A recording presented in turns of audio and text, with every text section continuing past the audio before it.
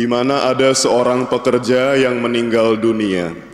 Setelah ditelusuri, terutama dari jejak digital yang ditinggalkannya, rupanya pekerja ini, dia bekerja di sebuah agensi periklanan, dia terlalu lelah sampai akhirnya kolaps dan meninggal karena dia bekerja selama 30 jam non-stop. Anda bisa bayangkan satu hari itu hanya ada 24 jam.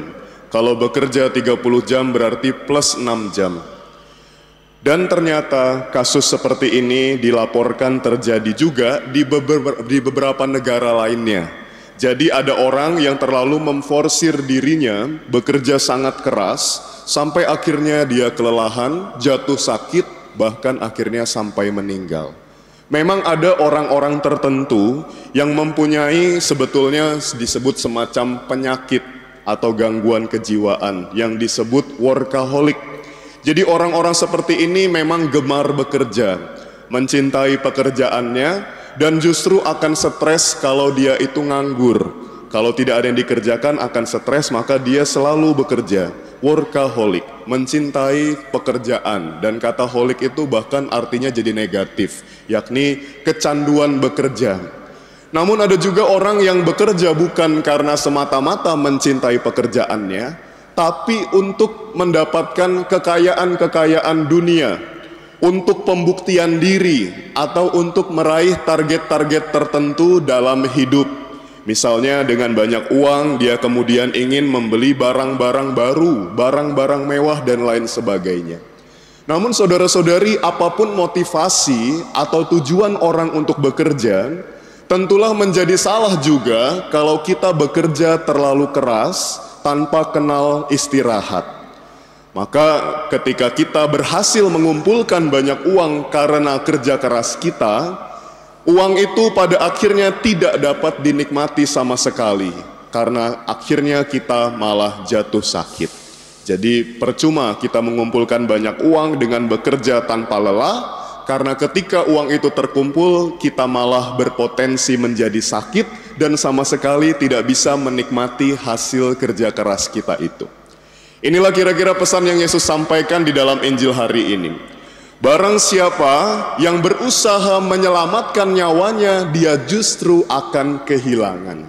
Kata menyelamatkan di sini dapat ditafsirkan dalam hidup sehari-hari, berarti mencari kebahagiaan semu duniawi, mencari kebanggaan atau kekayaan pribadi.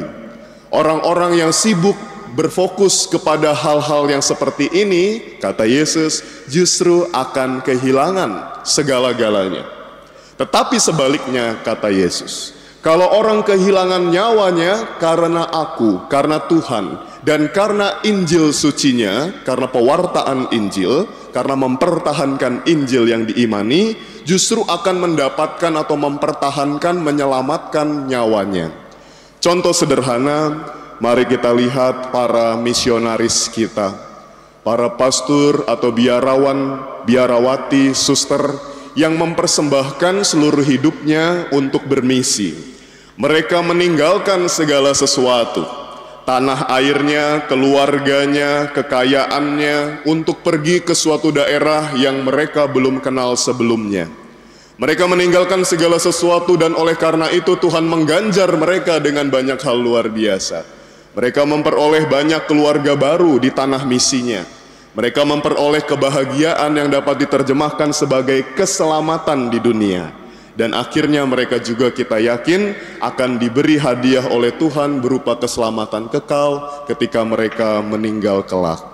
Dan inilah ketika kita kehilangan nyawa, mengorbankan segala sesuatu demi Yesus, kita justru akan memperolehnya berlipat-lipat ganda.